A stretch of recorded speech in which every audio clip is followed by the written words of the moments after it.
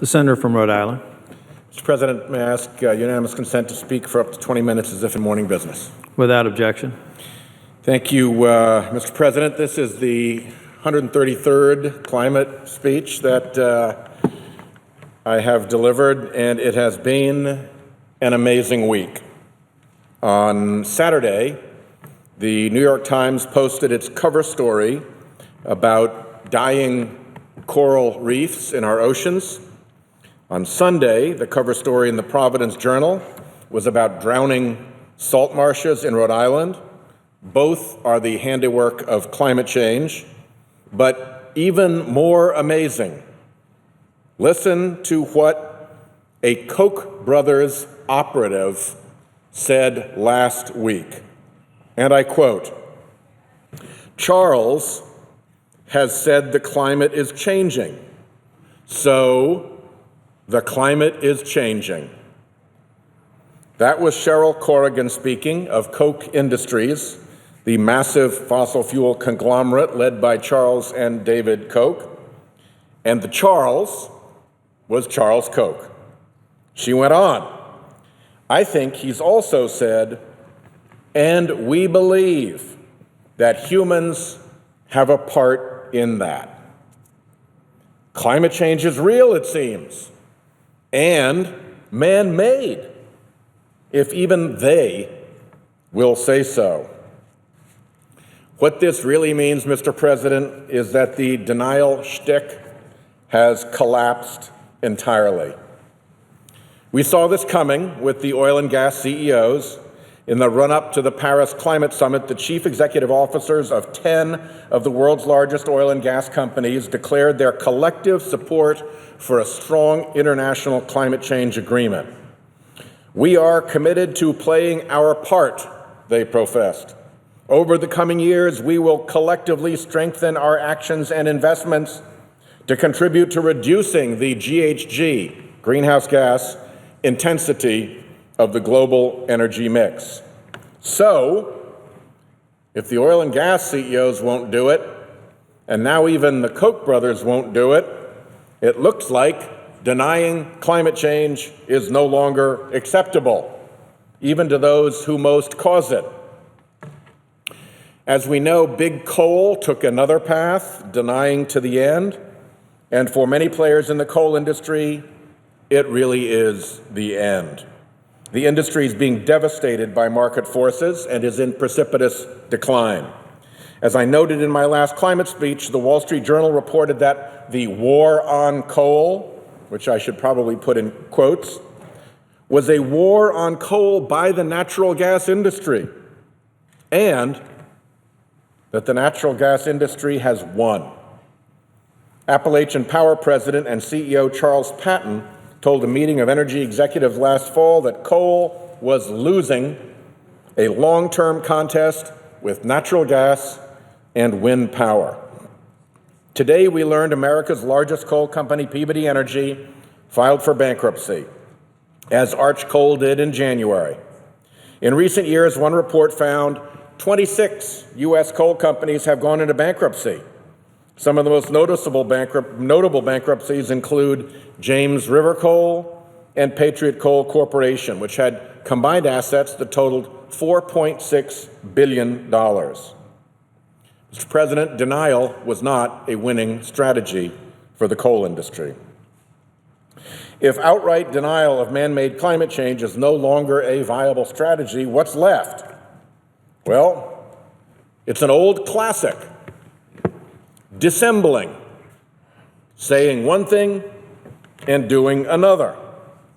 The polluters say climate change is real and they say that a carbon fee makes sense, but they put their entire massive lobbying and political operations to work to prevent Congress from actually acknowledging that climate change is real, or from working on legislation to establish a carbon fee, even a carbon fee that would dramatically reduce the corporate income tax rate. USA Today reported this week, for example, that oil titan Chevron has pumped at least $1 million into the super PAC set up to keep the Senate in the hands of the climate denial party.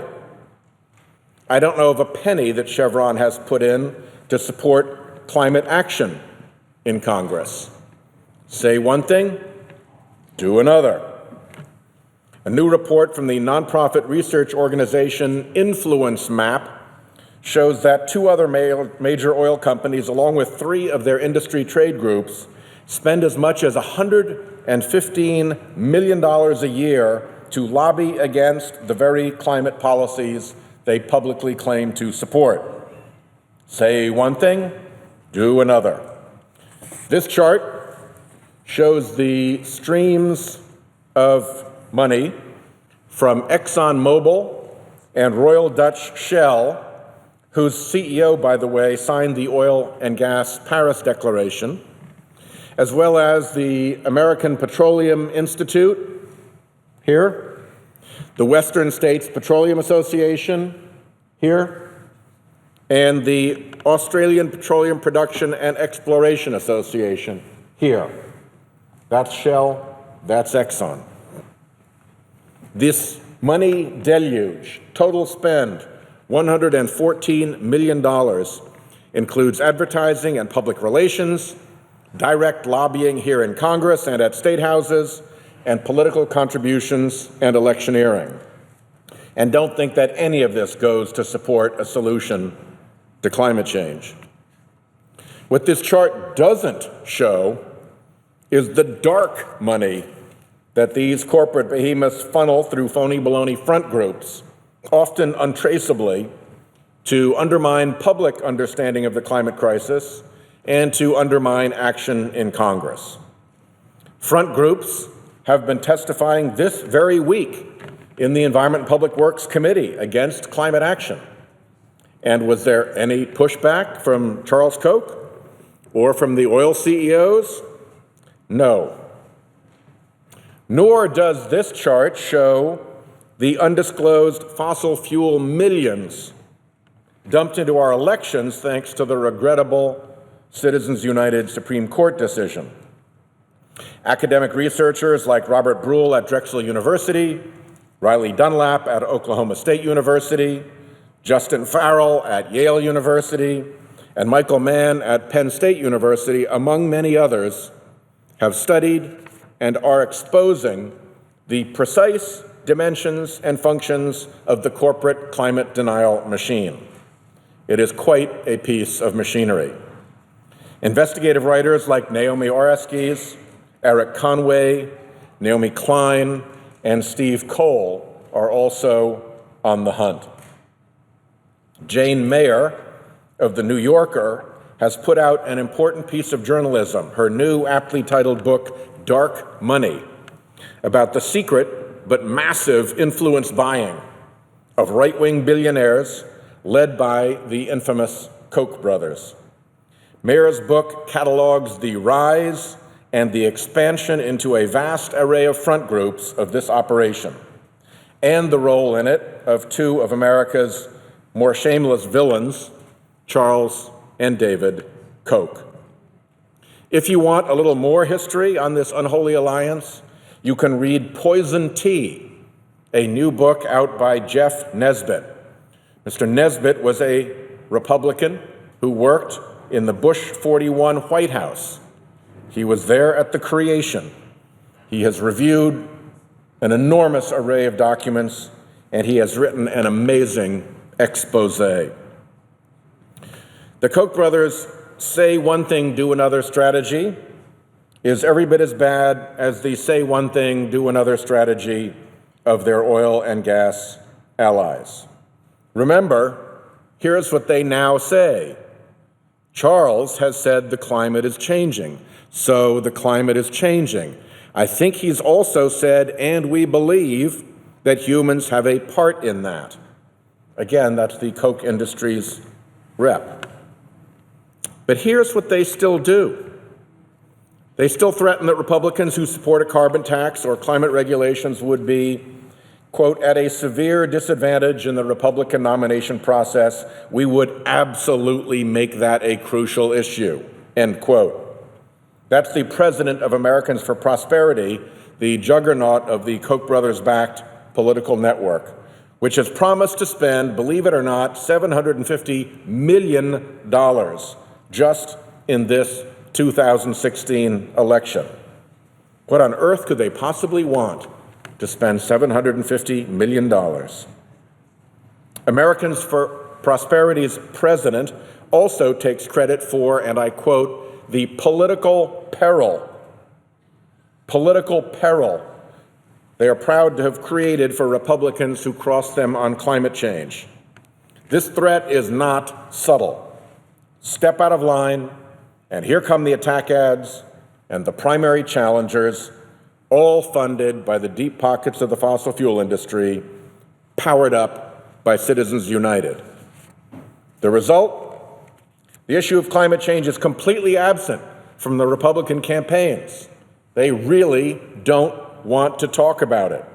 Every Republican candidate has gone into silence or outright denial. And their silence or outright denial is exactly paralleled on the floor of this body. Just this week, a bipartisan effort to extend tax incentives for renewable energy fell apart after it was reported that the Kochs and an array of their front groups told the Senate majority to cease and desist from allowing an extension of renewable tax credits the majority had already agreed to. So down came the FAA bill compromise. Of course, the big oil tax credits have been baked into the tax code, and there's no contesting them. That's allowed. So we now have a field in which renewable tax credits that were agreed to are not in place, but big oil protects its own tax breaks as the fossil fuel industry attacks the renewable tax breaks. Look at what fossil fuel influence has done to the business lobby groups. The Chamber of Commerce, which is probably more accurately defined now as the Chamber of Carbon, the American Petroleum Institute, even the National Association of Manufacturers, the National Federation of Independent Business, and the Farm Bureau. Big Oil and the Koch brothers have locked them all down. It is a wall of opposition among those groups to any sensible conversation about carbon pollution. Mr. President, I've spoken before about the well-defended castle of denial constructed by the big polluters to attack and harass their opponents and to keep out the unwelcome truth of climate science. Built as it is on a foundation of lies, the denial castle is bound to crumble. We've seen cracks begin to appear in the edifice. This revelation on the part of the Koch brothers that they finally see that climate change is real and man-made is another collapse. It's a big collapse. But don't believe that they are surrendering their position entirely. What we see here in Congress is that they are still fighting as hard as ever. They're just conceding some of their more extreme positions because they know some of their nonsense is now simply beyond the pale. It is not acceptable. This is just a strategic retreat from a preposterous stance. Every major scientific society in America agrees on the cause and the urgency of climate change. So too do, I think, every one of our major state universities, certainly every one I have looked at, and all of our national labs, and NASA and NOAA, and America's national security and intelligence community, and all the corporations who signed the America Business Act on Climate Pledge, which includes major corporations from a lot of our Republican colleagues' home states. That's a lot of information to deny and ignore, and that's an awful lot of legitimate people to claim are part of a hoax. So here it comes, Mr. President, the whole structure of deceit and denial erected by the fossil fuel interests is creaking and crumbling. More than a dozen attorneys general are starting to poke and probe. My Republican colleagues may want to consider getting out of the way of this, because the day is coming, and soon, when the whole denier castle collapses. And Mr. President, that day cannot come too soon. I yield the floor and I note the absence of a quorum. The clerk will call the roll.